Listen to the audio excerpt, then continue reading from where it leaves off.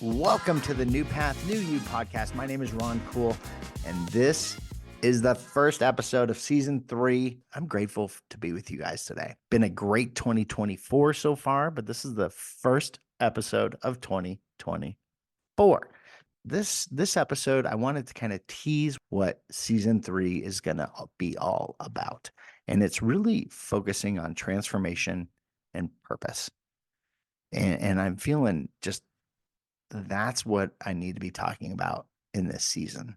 And I've really just been leaning in to try to listen to what God is saying. And he's telling me to step out of the boat. And I think a lot of people, when we get into a comfort zone, we're comfortable.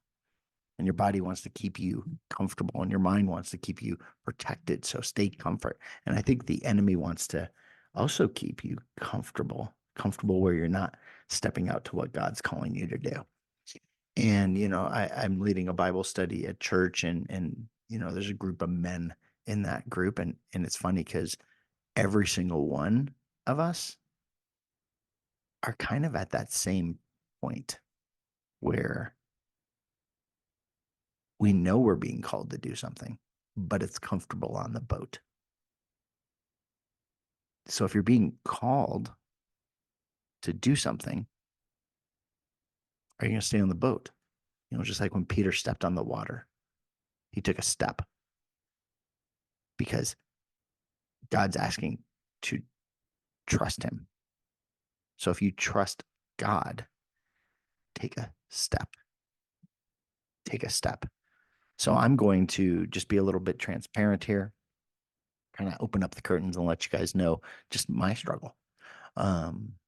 For me, God's asking me to take this step, step onto this path, keep my eyes on him. And, I've always been afraid if I take that step, it's going to lead back to the old me. And I don't want to be the old me. I want to be who God is calling me to be. So I'm just going to stay in this boat. God saved me, put me in this boat. He rescued me. And it's safe in this boat, right? And I've been in a boat and I've been in this season of just waiting for a couple years now. And God's saying, it's time, take a step. And I'm like, okay, I'm going to take this step, Lord, I'm going to do it. However, if I'm going to be honest, I haven't fully committed to the step. So if you guys been in a position where God's calling you to do something, you just haven't fully committed to his step or his way, or maybe, the enemy's lied and said, okay, commit to this, but you don't really need to do this. You don't really need to do all of this, right? So you can leave the door open a little bit. And if you leave the door open a little bit, what happens? The enemy has a way to get back in. And so I'm like, all right, Lord, I'm going to fully commit to walk in this path. And I'm going to keep my eyes on you. And yeah, there's going to be storms around me, but my eyes are on you and I'm focused on you. And I'm just going to walk the path one step at a time. And maybe he's saying that to somebody that's listening right now. Maybe you're stuck in wanting to do what God's calling you to do, but you're safe and secure right now in what you're doing. And it's scary and you're not sure. And that's okay. That's okay. Pray about it, seek him, and really lean in. The enemy hates when you lean in. The enemy hates when you want to spend time with God and get to make that relationship right with God. So, as I said, season 3 is going to be around transformation and purpose. And we're going to have some really cool guests on that. I'm not going to tell you who they are yet. Just trust me. But God's going to be faithful, and I'm going to be faithful to what he's calling me to do. And we have some great guests to be on here to help everybody that's listening with transformation and purpose for season 3. But today, I'm going to touch briefly on a couple pieces around spiritual leadership, transformational insights, just building your faith. And for those of you that don't know me, I'll tell you a little bit about my backstory a little bit more and how I kind of got into this. But I've had a lot of people asking, "Hey, how how how do you do podcasting? How have you got involved in podcasting?" And it's really interesting, kind of looking back, how God's opened the doors to um, just this journey. This journey's been amazing. Um, and I had another podcast show called the Podcast Coaches, where it was all for entrepreneurs, helping people grow their businesses, and all of our clients were Christians, and it was it was a great company. We did a lot of great things. However, I didn't do what my first calling was, which was steward my family well, and the enemy snuck in there, almost destroyed our marriage. But God stepped in. Rachel and I, we have a sign in our bedroom that said God stepped in as a reminder, that God loved us and he had grace for us and he protected us. And we had a choice. We had a choice to either let the enemy win or fight for our marriage and family. And that's what we chose to do. And we got to learn each other. God said, okay, you need to become a student of your wife. And I think there's a lot of men out there that they don't like their marriage, or, they're looking at their marriage the incorrect way. And I'm going to encourage you, read the 5 love languages together with your wife and do it a chapter at a time. Don't, like Rachel and I, we did it every Wednesday, a chapter, and we shared our takeaways. And I wanted to blow through that book. I wanted to just get to my love language so she understood my love language. And God's like, no, it's not about you. It's about you learning your wife's love language. And then more importantly, you have to do it. Men, we have to do. It's our duty to do their love language. Because guess what? You probably did it when you were dating. And you'd be shocked how quick your life turns around and your marriage turns around.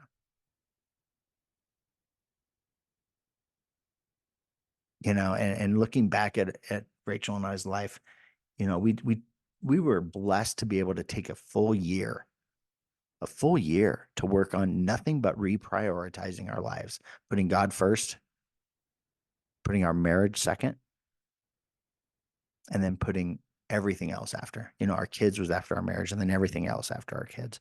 And that transformed not only our marriage, but transformed ourselves. And when that season was coming to an end, I remember Rach was talking to me and she goes, it's been a great season, but it can't last forever.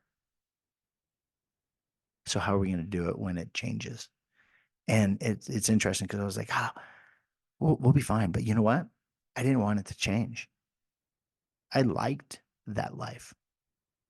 But guess what? I like this life better. So now she's leading a kids ministry. I'm leading the men's ministry at church. And look, old Ron could not have done that. And I don't even know if new Ron is like I told my pastor, I was like, look, I don't know what I'm doing in that, but I'm going to trust God. And if you feel I can do it, I'm all in, let's go. And it's been an amazing start of the journey. And I'm looking forward to see how God is going to continue to use that. I'm loving watching Rach grow in her role as the kids ministry director. It's amazing how she's leading women, even though it's like the kids ministry. She's empowering women around her. We're impacting marriages together. And that's what God's calling us to do. That's what this whole podcast is about, helping men become spiritual leaders in their family. And what's interesting is God's placed some amazing women in my life that has reached out to have me help them. And it's really got me wondering, okay, Lord, am I only supposed to help men, or am I supposed to just help Christians?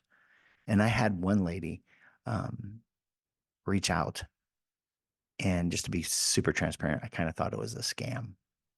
I was like, okay, I'm going to get on a phone call, but what are you going to sell me? That was my thought, because I don't coach everybody. It's not about money. It's not about this and that. It's about, what are they going to do for the kingdom? And if I can help them, I'm going to help them. But this lady, I had a phone call with her, and I was like, what I thought we were going to talk about wasn't what we were going to talk about. And she said God's been talking to her about renewing her mind. And I was like, wow, that's crazy. That's my podcast verse. And I was like, okay, God, you're in this. Let's keep going.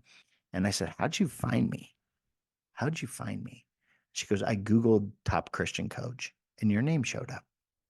I was like, wow, that's a God thing. That's a God thing. Thank you, Lord. So we talked, and we're going to be doing some things together, and I'm excited for her. She's going to really help people, and we'll kind of just going to see where the Lord takes it. See where the Lord takes it. I've helped a couple women launch an amazing show called Divine Table Talk. Jamie and Mallory it's just a great show. So if you have a chance, please go listen to it. They debuted at number one and stayed there for a week. So I'm super proud of them. I'm super proud of them leaning in. But what's cool is they went global. They're all over the world. And people in Iran are listening to two women talk about Christ. I mean, that's a God thing right there. And in Hong Kong and all these places that you don't think women are looking, but guess what? God's working everywhere. God's working everywhere. So when you're thinking about, how is God working? He's working everywhere. Start really looking for how God is working in your life today, and start really seeing how God is moving in your life. And then just start being grateful for seeing it. And if you're not seeing it, ask God to show you. Just say, Lord, I'm asking for you to open my eyes. Open my eyes to what you're doing, how you're protecting, how you're just leading me, and the blessings around me. And as men, like your family's a blessing. Your kids are a blessing. It's very interesting because blessings and burdens can feel the same weight. So just think about that. A blessing and a burden can feel the same. The difference is how we look at it. Do you feel your kids are a burden? Or do you feel they're a blessing? And if we're going to be honest, it's probably a little of both. It depends on the day, right? Like we've all had those days, or, my favorite time of the day, not really, is bedtime, trying to get everyone to go to bed, and the continual, oh, I forgot something. I'm just going to come down and check it out. Oh, I got to get a glass of water. Oh, I have to go to the bathroom, even though I went to the bathroom. Oh, I didn't get a hug, even though I got 15 hugs, but is that a burden or is that a blessing? You know, and that's what you have to ask yourself. How are you looking at it? How are you looking at it? Are you looking at it as a blessing, or are you looking at it as a burden?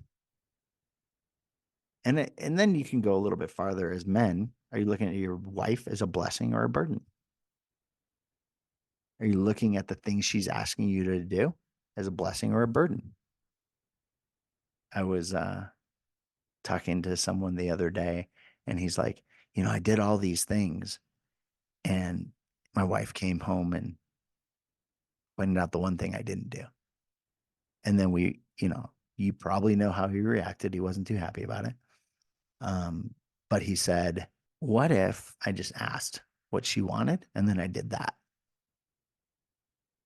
And it's funny because our pastors were sharing how, you know, they're really big on marriage and helping people have strong marriages. And we've done everything that they've told us to do, and it works. So maybe I'll bring that to the show. But if if you ask your partner what they want, the partner has to be like, your wife has to be specific, just like you need to be specific. If you need something, be specific. You guys are on the same team. You guys are on the same team. So this season, season 3, we're going to really work on transforming our minds to focus on our purpose. But in order to understand our purpose, we need to understand priorities, which I've talked about before. God first, marriage second, kids third, everything else fourth. And you can't unlock your purpose until you do that.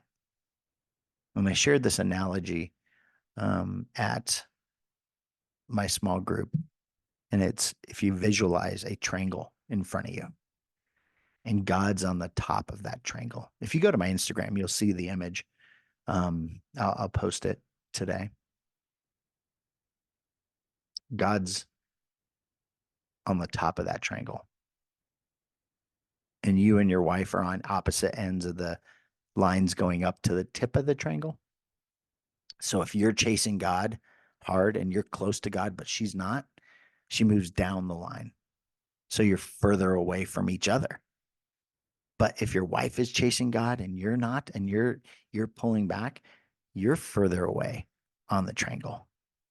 If you're both not chasing God, you're both further away, not only from God, but from each other. But if you guys are both unified, chasing God, then you're the closest you'll be in your relationship.